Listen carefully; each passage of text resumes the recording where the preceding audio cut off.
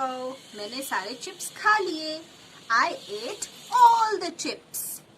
चलो कोई बात नहीं, मेरे पास 8 चॉकलेट्स और है। I have 8 chocolates with me. मैंने सारे चिप्स खा लिए। I ate all the chips, but I have 8 more chocolates with me. 8. जी हाँ दोस्तों, मेरी ये वीडियो आज की इसी के बारे में है, जिसमें हम देखेंगे कुछ ऐसे वर्ड्स जिनकी प्रोनाउंसिएशन मतलब जिनके बोलने का ढंग तो एक है, जैसे कि हमने देखा 8 ऑल द चिप्स और 8 चॉकलेट्स। सो बोलने का ढंग प्रोनाउंसिएशन तो एक जैसा है, लेकिन इनकी स्पेलिंग्स और इनका मतलब दोनों अलग है। Guys, welcome back to my channel Crazy Folks. My name is Preeti और दोस्तों हम बात कर रहे थे कुछ ऐसे वर्ड्स की जिनकी प्रोनाउंसिएशन सेम होती है, जो कि हमें सुनने में तो एक जैसे लगते हैं, लेकिन जी हाँ उनके मतलब और उनकी स्पेलिंग्स जरूर अलग होती है। दोस्तों ऐसे कुछ वर्ड्स को हम बोलते हैं होमोफोन्स। उनको बोला जाता है होमोफोन्स क्योंकि ये सुनने में एक जैसे ही लगते हैं, जैसे कि मैंने आपको एग्जाम्पल दिया 8 और 8 नंबर 8 का। तो चलिए देखते हैं ऐसे ही कुछ और एग्जाम्पल्स। तो दोस्तों हमारा पहला एग्जाम्पल है मेड का, MADE मेड और MAID मेड। दोस्तों MADE मेड इसका मतलब होता है कि किसी चीज को बनाना, जैसे कि हम बोलते हैं यह पॉट मिट्टी का बना है। मिट्टी यानी कि mud.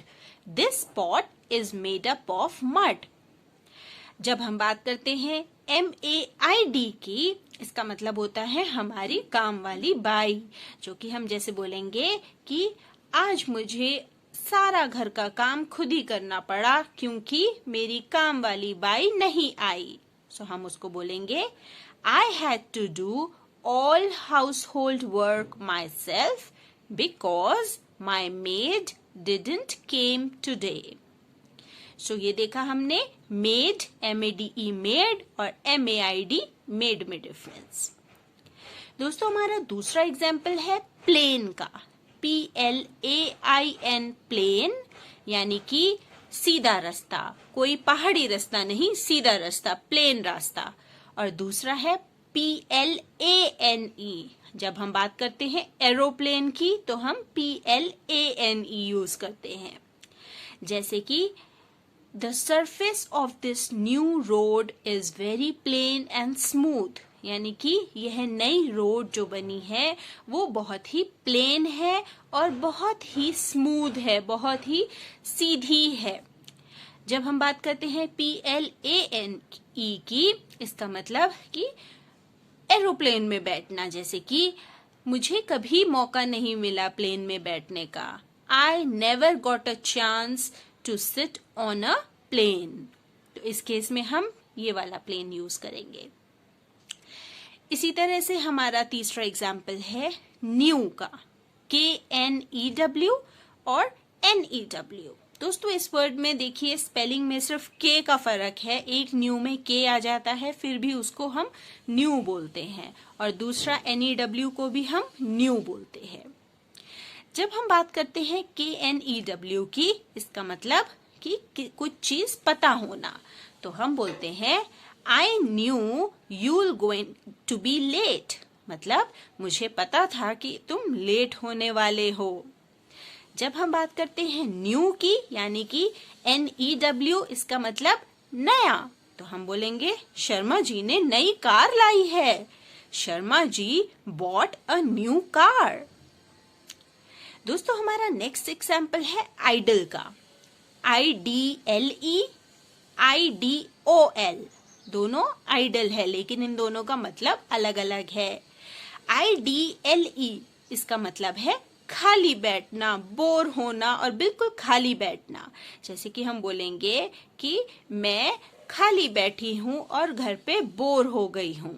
I am just sitting idle and getting so bored at home। हमारा दूसरा आइडल है IDOL, जिसको हम बोलेंगे हमारा कोई आइडल है, यानी कि हमारा कोई ऐसा इंसान है जिसको हम अपना सब कुछ मानते हैं, उसको बहुत हम जिससे हम प्रेरणा लेते हैं। जैसे कि डॉक्टर एपीजे अब्दुल कलाम मेरे आइडल है, यानी कि मैं उनको बहुत मानती हूँ और उनसे बहुत ही प्रभावित हूँ। सो मैं बोलूंगी doctor APJ Abdul Kalam is my idol. इसी तरह से हमारा नेक्स्ट एग्जाम्पल है राइट का। दोस्तों WRITE, इसको भी हम राइट कहते हैं, यानी कि लिखना। और दूसरा राइट है RIGHT, यानी कि सही, या फिर डायरेक्शन के लिए भी हम राइट बोलते हैं, जैसे लेफ्ट राइट।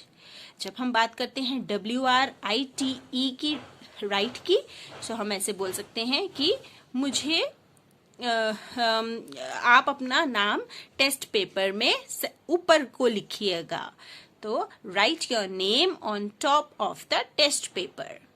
दूसरा राइट RIGHT, यानी कि सही, या फिर डायरेक्शन लेफ्ट राइट वाली डायरेक्शन, जैसे कि मुझे सही आंसर याद नहीं आया, I couldn't remember the right answer। तो दोस्तों कैसी लगी मेरी ये वीडियो? आई होप आपको पसंद आई हो। सो प्लीज कमेंट बॉक्स में कुछ और होमोफोन्स वर्ड जरूर लिख के भेजिएगा, जिससे आपकी इस चीज में प्रैक्टिस हो, आपको और नए वर्ड्स का पता चले और इंग्लिश सीखने के सफर में मेरे साथ यूं ही बने रहेगा। अगर आपने मेरा चैनल सब्सक्राइब नहीं किया है तो प्लीज प्लीज प्लीज जल्दी करिए, लाइक करिए, शेयर करिए और यूं ही मेरे साथ बने रहिए।